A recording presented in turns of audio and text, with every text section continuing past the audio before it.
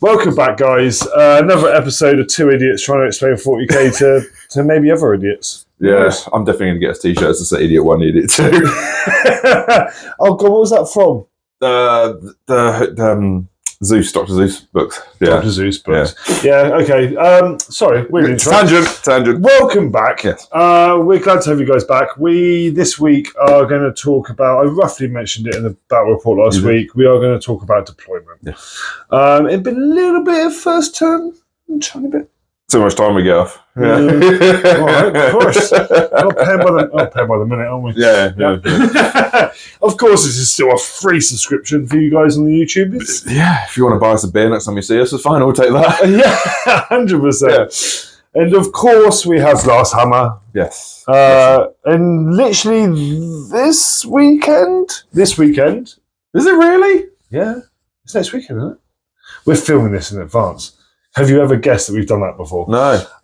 There's submissions this weekend for it. Oh, no, it's Curtain. Curtain for me. You will be at Curtain this weekend. Yes. Next week's Glasshammer. Yeah. Because the new cards drop. This weekend of. Just dropped on Saturday. Yes. Did you pre-order yours from Glasshammer? I hope you did. Yeah, Prior's Nexus is coming out. We will be doing a report on that for you guys. Yeah. When we get our hands on them. Probably, yeah. So probably the week after. Yeah. Because we always have to be prompt. Yeah.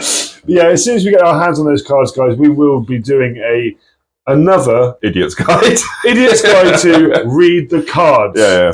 So yeah, join us on that one. But for now, we will just give you guys, as always, our general overview for new players or players who might be struggling with deployment today. Yeah. So what that means is we've gone through everything so far. So we've gone through your command phase. Yep. We've talked about, talking to your opponent, your etiquette, how to go to your first event. Now you've turned up to your game one at your event. You're excited. Yeah, you are excited. Of course you are. Your first event of the year. You've just spent potentially months painting your minis, right? Or like about a minute in our case. Yeah, that's not us. It's fine. It's about them. About them. Months and months painting.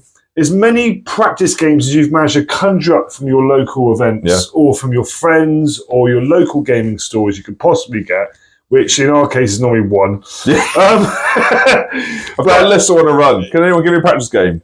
Cricket. Yeah, we normally do it about a week before we go into the event. You can go, I've got a deadline on Friday. Anyone up for a game? Oh, I might be able to do Thursday at like 8 o'clock at night. I'm like, well, I can't be bothered to do that. Yeah, I can do it on Friday. List submissions Friday. Brilliant.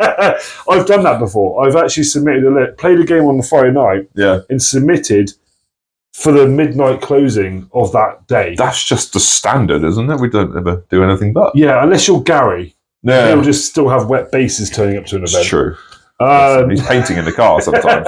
He's literally been basing in the car, I think. It's crazy. Sorry, I want to sorry. Once again. But yes, so you've done all this prep work ready for your first event, and you get to the table and you know what your mission packs are, because we've discussed that. You know what the train rules are, because we've discussed that. 100%. And you turn up and you go, cool, there's all this terrain in front of me and now I don't know what I'm doing. Yeah. Because you did blank, you suddenly go, I had a plan. You had an idea. Yeah. You've played your friend's, Death Wing Assault list or in your friend's Tyranids, and now you're facing World Eaters or Tau or something you've never faced before. Let's go with World Eaters. So you're now playing World Eaters. You've never played against World Eaters before in your life. You have Votan, for example. Yes. So quite a shooty army, but has a lot of movement and scout abilities with bikes and etc. Yeah. But also you do kill them quite efficiently if you can see them. Yeah. So you've turned to your event, you've got your terrain. Now, if I'm playing like a Votan army, for example, and I know that I'm playing World Eaters, there's probably one plan the World Eaters has got. Well, one or two. Charge. Yes. ABC, definitely. Always be charging. Yeah.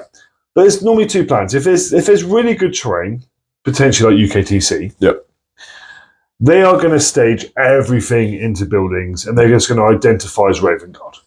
It's true. Right? Yeah, they're going to be mini John Cena's. Yeah, they're going to hide as much as they can and then stage in the buildings until they can come and eat you. Yeah. Well, I think that's that's how I play it. You play that as freaking Votan. Yeah, pretty much most of my armies I play as Raven Guard. Yeah. You're going to shoot that. Yeah, just hide in the shadows and then just strike whenever I feel like it. Yes. But yes, so your trouble now is you say if your opponent's deployed this way. Yeah. Your problem now is how am I going to get line of sight on these guys? Yeah. Because you could be playing Jakari. Yeah, or Purge the Foe. Purge the Foe is a mission, right? So going first is always not beneficial in that sort of mission. No, there's missions where it benefits, and there's armies where it benefits. I mean, there's a good 10% bonus to going second if you play Purge the Foe, for example. Yeah. Because normally your opponent's going to have to push out to do secondaries, etc., which means you've got a lot easier chance of killing them. Yeah. In the return turn, which means you could kill one, you could kill more really easily, which gives you an additional 8 VP, which is a massive jump early in the game. Definitely. So you've got to be kind of smart. Now, you guys, say if you have got a shooting army with a lot of scout, you've got the movement and the scout abilities to, one, put yourself into the right position, but two, also not have to deploy on the line, which is huge. So, okay, you might be thinking, well, my bikes move, 12 inches, they scout 6. But if you don't go first and you just deploy on the line, that's fine. Yeah, just deploy those bikes on the line, but because you're that 6-inch scout move, you can then scout them backwards if you don't go first. So it's not the end of the world. But if you don't have these abilities, I would always be a bit tenuous. Now, 10th edition is kind of skewed it a little bit because you can't obviously charge with an inch of a wall. Yeah. Unless by some miracle you've managed to get a unit that is in combat or combat good army, good unit, and is on something that's on like a 28mm base that could potentially fit inside that building. Yeah. There's no way you're going to be able to charge it inside that wall. No. So from your Votan point of view, you can quite easily screen out a building and not get charged. But like we said in the terrain episode, like they'd have to go round to get to you. Yeah.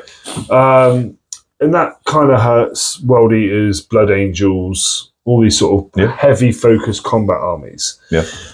So that's another option, is you could just screen out the walls a little bit. Yeah. I think that's fair to say. Yeah.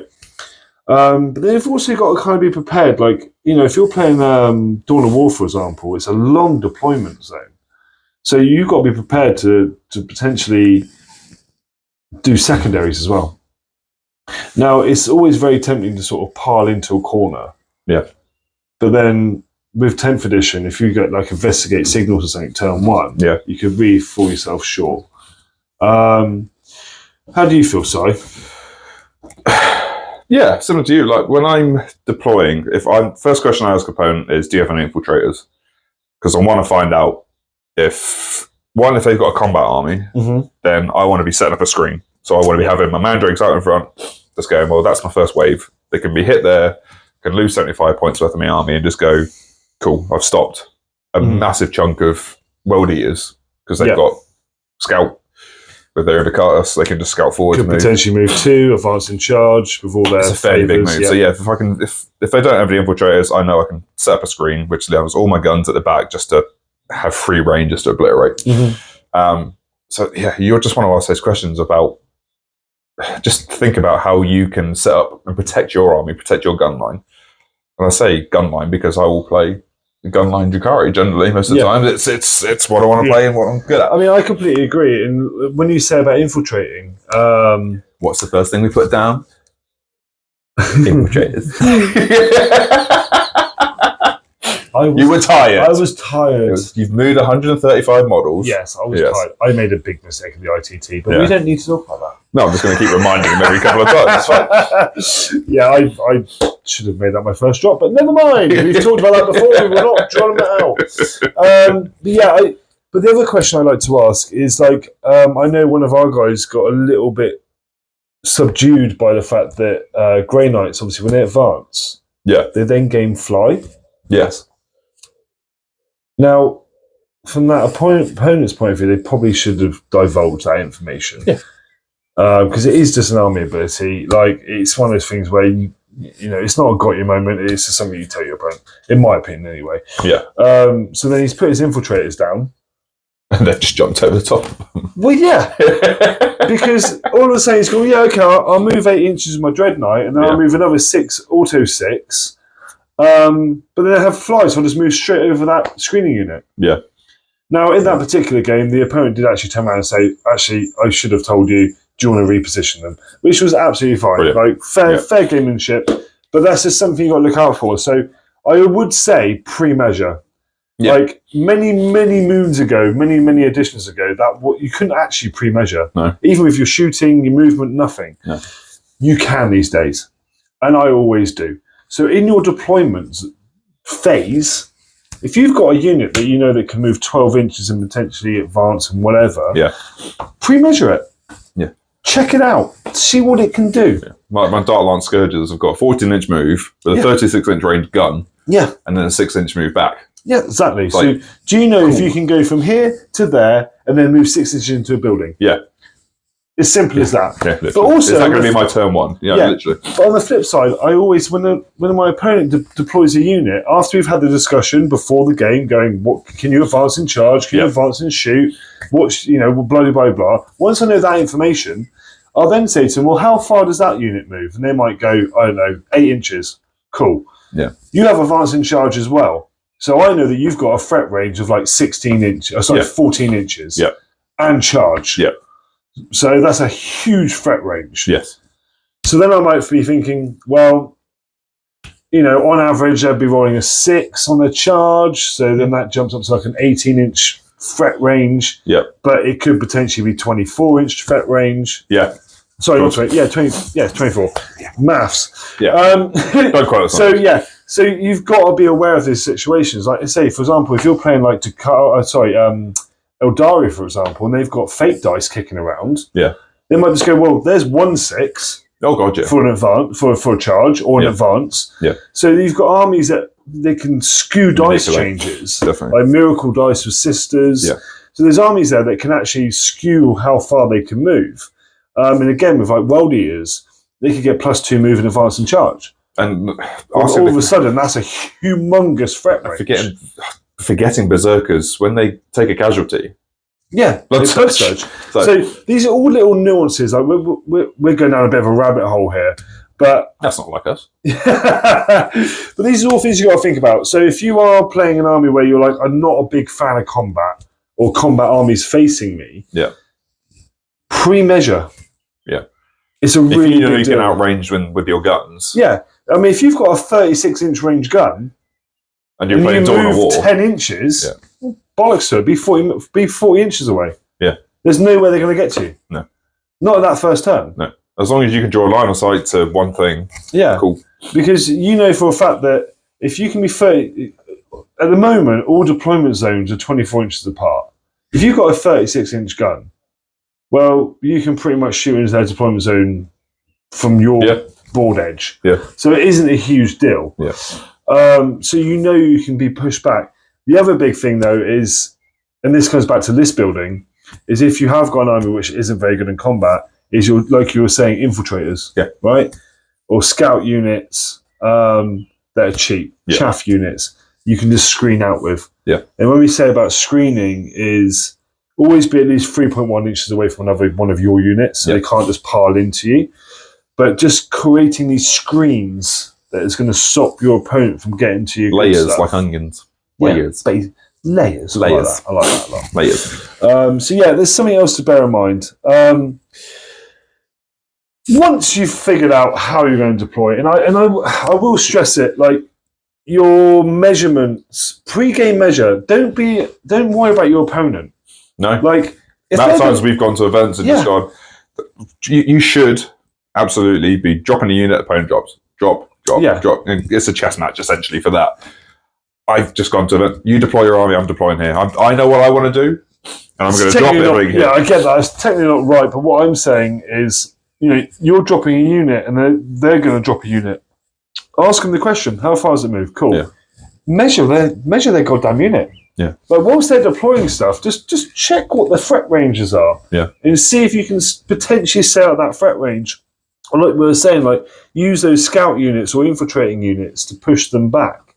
Like don't forget, infiltrate is so powerful. Yeah.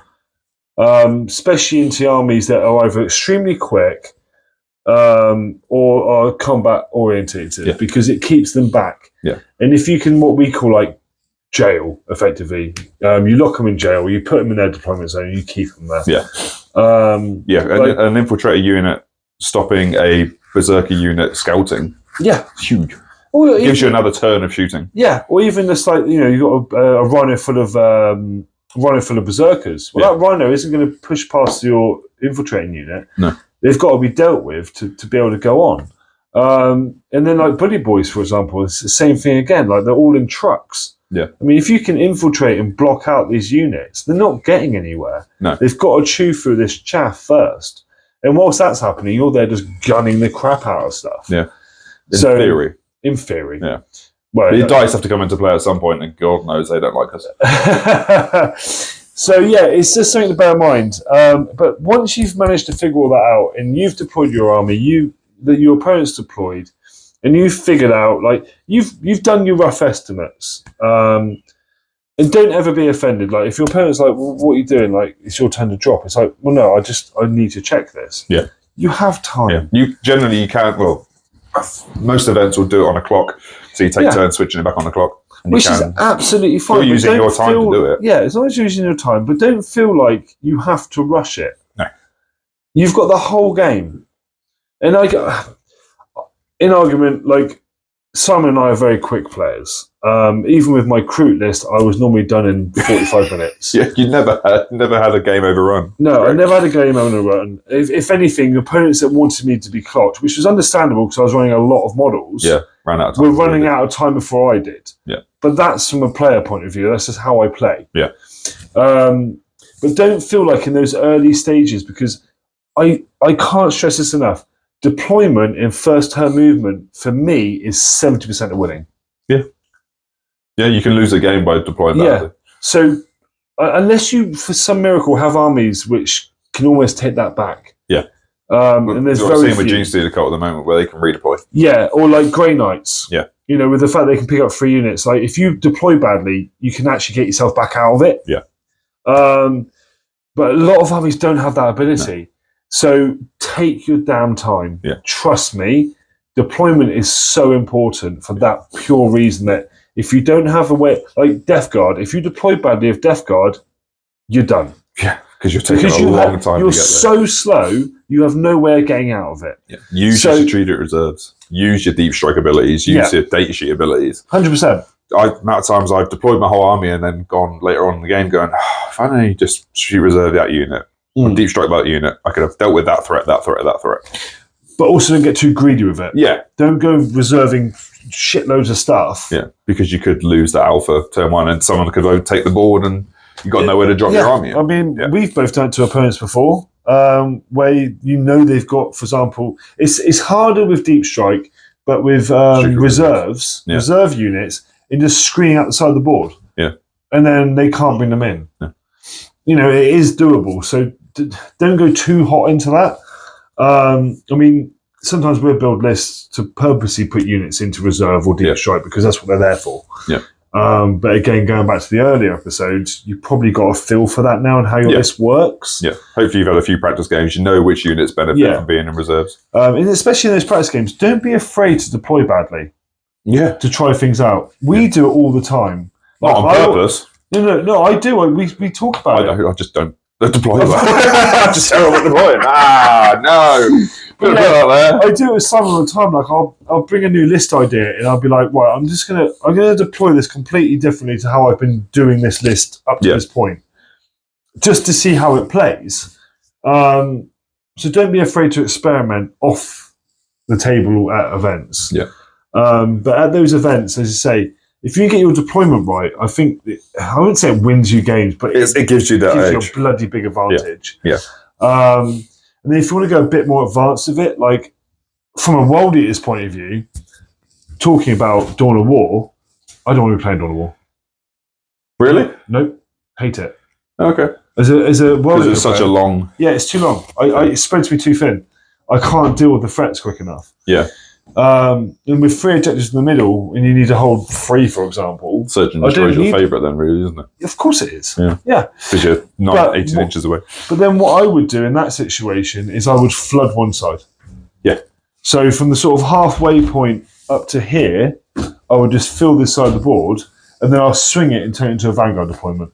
Yeah. And what I mean by that is there's so much of my army, I'm just pushing one flank. My opponent can have the bottom objective, but I'm going to push on to the far left and then push into the middle. Yeah. And just swing into them. And that's normally when people really struggle, because they're actually like, well, hang on a minute, I can't deal with this now. Yeah. Don't get me wrong, it does leave a flank open. I did do this at an event, and I lost by 99 to 95. Because I did exactly my normal game plan. But the trouble was they decided to take fix against me, and they took behind enemy lines with like stupid little scout units. But I couldn't get there quick enough to deal with it. And that was literally the difference in that game. Yeah. But 99% of the time, that worked for me. So there is games where it's not always going to be perfect. You do have to adapt mid-game as well. Yes. I've rambled a lot. You have, bless you. So that's a very good point. Yeah. You go on. Fucking pass on to me. I got a clue. Just looking at you going, got a good point. Got a good point. Yeah. But for deployment, it's knowing your army. Like Elder and Jakari, stuff that have speed, can utilize that standing back off the top edge of the deployment. And just going, well, I can use my speed to get around the sides. Yeah. And literally turn it from a Dawn of War into a Hammer and Anvil, or coming out from two flanks. Yeah, because weirdly, like, not a lot of people like Hammer and Anvil, but no one particularly likes Dawn of War either. No. With my shooty Jakari, I'd love to have a Hammer and Anvil, because it's like, cool, you're slogging the whole way through. Yeah, Tau. Great. Pew, pew, pew. Stand there and shoot, baby. But yeah, it's utilising learning what's your best attributes, really. Like Jakari is speed. Space Marines, probably not so good at closing down those gaps. Yeah, but they have the range on the guns. But again, like Marines, for example, which is obviously a very popular first army anyway, you have got your infiltrators, you've got your scouts. Yeah. So again, you could be deploying those units really far out, 9 inches out from your opponent's deployment zone, and just stopping them from doing anything. Yeah. So, and then again, you spend 80, 90 points on a unit of scouts. Yeah. They sit out there, they'd be a nuisance, they hold them back. They also, especially against combat armies, they're going to have to come out to kill them. Yeah. Because they've got another way of doing it. Which then brings them out into the open, which gives you an opportunity to shoot. And then if you can set look at the board, especially UKTC, like you'll see the maps online, you can quite easily see where the big firing lines are. Yeah.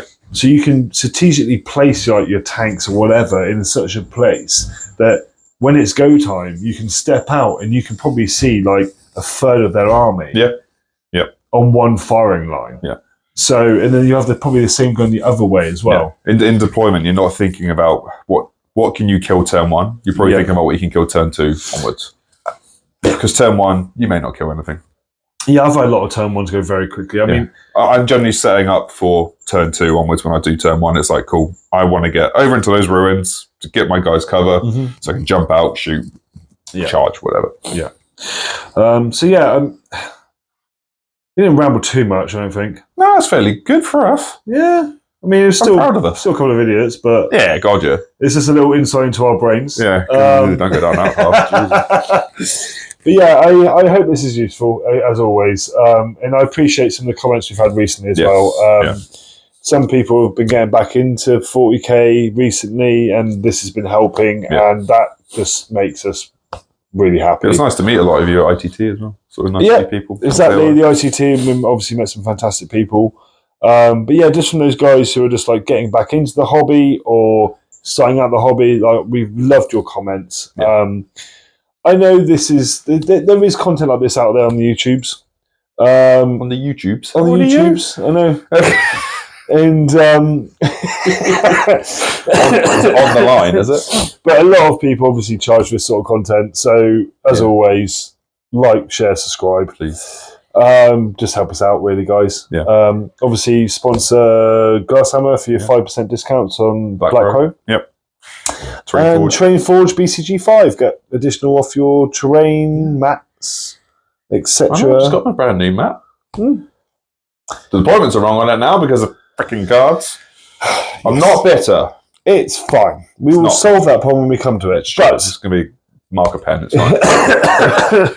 yes, Polaris Nexus is up next. Yeah, we will will go back and do the mission cards for those. Yeah, we will do a mission card review for you guys. I know it's going to be confusing for a lot of people. Especially us.